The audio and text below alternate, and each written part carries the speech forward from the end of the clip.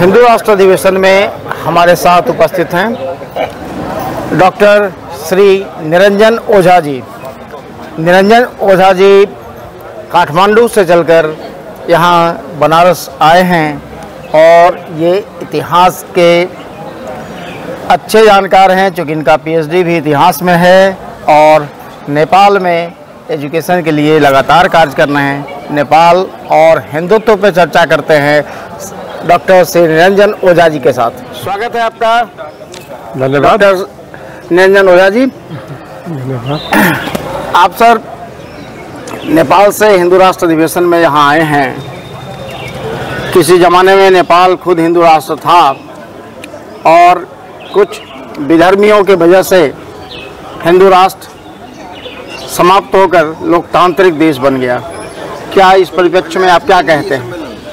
लोकतंत्र और हिंदू राष्ट्र की इनका रिलेशन कुछ अलग है।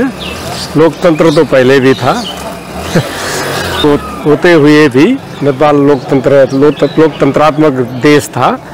इसीलिए अब देखिए नेपाल में जितने भी चेंजेस होते हैं उसमें मोरलेस डायरेक्ट और इनडायरेक्ट कहीं कहीं भारत का प्रभाव रहता है।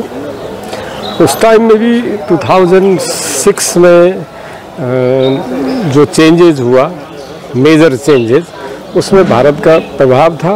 भारत का अब बोलेंगे तो भारत का संलग्नता था, ऐसा मैं नहीं बोल रहा हूँ। Professor SD. मुनि बोल रहे हैं। इसमें मिशन रॉ का ऑथर आर.के. यादव बोल रहे हैं। शिवशंकर मुखर्जी का स्टेटमेंट आया हुआ है, इसमें श्याम शरण का पुस्तक निकला हुआ है। सब में उन्होंने क्या कन्फेस किया है कि 2006 का जो चेंजेस था, मेजर चेंजेस, उसमें डायरेक्ट और इनडायरेक्ट भारत का हाथ रहा है।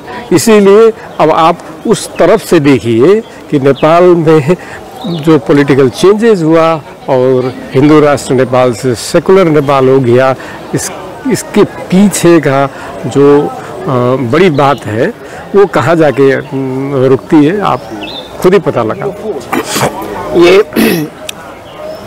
हिंदू राष्ट्र से सबसे ज़्यादा परेशानी किसको है? ईसाइयों को और मुसलमानों को।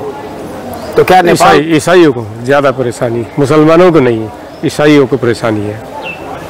ईसाई और मुसलमान दोनों तो अपने धर्म को बढ़ाने के चक्कर में, जो सो कॉल्ड धर्म है उसको बढ़ाने के चक्कर में वो लोग लगे हुए हैं। आप जो समझ रहे हैं इंडियन पर्सपेक्टिव से आपका एनालिसिस दूसरा ही है, लेकिन आप नेपाल में जाइए, नेपाल का मुसलमान हिंदू फ्रेंडली मुसलमान है। ईसाई के अगेंस्ट में, धर्मांतरण के अगेंस्ट में नेपाल का मुसलमान है। इसीलिए नेपाल में सबसे ज़्यादा प्रॉब्लम मुसलमान नहीं क्रिश्चियन है। तो वहाँ किसी ज़माने में नेपाल में इंग्लिश का कहीं कोई जोर नहीं था, अंग्रेजी की पढ़ाई विद्यालयों में नहीं होती थी, परंतु आज दुर्भाग्य से लगभग सभी विद्यालय अंग्रेजी पढ़ाना प्रारंभ कर दिए। नहीं, पहले भी पढ़ाई होती थी अंग्रेजी की, लेकिन अंग्रेजी एक सब्जेक्ट के रूप में था, कंपल्सरी सब्जेक्ट के रूप में था, लेकिन मीडियम ऑफ इंस्ट्रक्शन नेपाली था। जो पढ़ाने का काम था वो नेपाली में होता था। अब क्या हो गया, मेजर पॉलिटिकल चेंज के बाद में सबने क्या कर दिया, मीडियम ऑफ इंस्ट्रक्शन, अब पढ़ाने का माध्यम भी अंग्रेजी को कर दिया। तो उसमें अंग्रेजी के पढ़ाई होने से आपकी सभ्यता और संस्कृति भी तो नष्ट हो रही है। बहुत नष्ट हो रहा है। यही तो जो अंग्रेजी को मीडियम ऑफ इंस्ट्रक्शन बना दिया इन्होंने, इसका मतलब उन्होंने क्या बोला, modernisation of the society, modernisation of the education system. इन्होंने बोला कि modernisation of education system, but that was not the modernisation of the system, that was westernisation of the society. Society को वेस्टर्नाइज करने के लिए इन्होंने नाम दिया एजुकेशन को मॉडर्नाइज करने का। तो इस संदर्भ में आपका क्या ओपिनियन है? आप शिक्षा से जुड़े हुए हैं। नहीं, मुझे तो मेरा तो एक नया किताब निकला हुआ है, उसमें ओरिएंटल एजुकेशन इन नेपाल। मैं तो ओरिएंटलिज्म के फेवर में हूँ।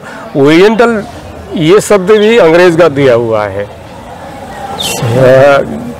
जो हमारे पूर्वीय दर्शन है, पूर्वीय साहित्य है, पूर्वीय सभ्यता है, पूर्वीय संस्कृति है, यही सबसे महान है। देखिए अभी वेस्टर्न कल्चर में, वेस्टर्न सोसाइटी में सोसाइटी का कंसेप्ट उनको मालूम नहीं है, फैमिली का कंसेप्ट उनको मालूम नहीं है, परिवार क्या है, समाज क्या है, ये इनको मालूम नहीं है।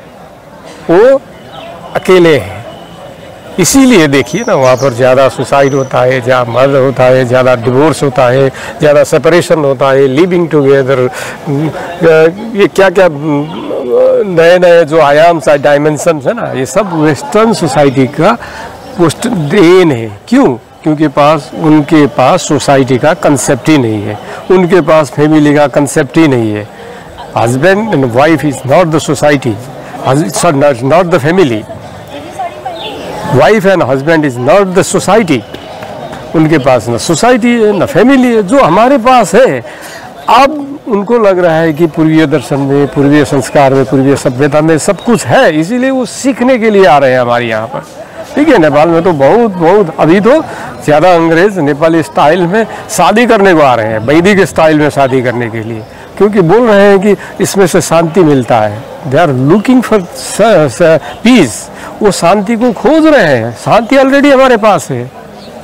तो कहाँ उनका सोसाइटी डेवलप है? उनका तो सोसाइटी डेवलप नहीं है, वो तो अंडर डेवलप्ड सोसाइटी है उनका। सिर्फ है एक, उनके पास पैसा है। पैसा इज नॉट एनी मेजर्स। पैसा भी तो लूट का है। हाँ, वो भी तो लूट का है। वो भी तो हमारे यहाँ से, विशेषतः इंडिया से लूट के जो ले गए, वही इंडिया का पैसा है। उनका अपना पैसा भी नहीं है। देखिए, बहुत बहुत धन्यवाद आपका। नमस्कार, धन्यवाद, आपने मुझे चांस दिया आपके चैनल में बोलने के लिए। Thank you very much.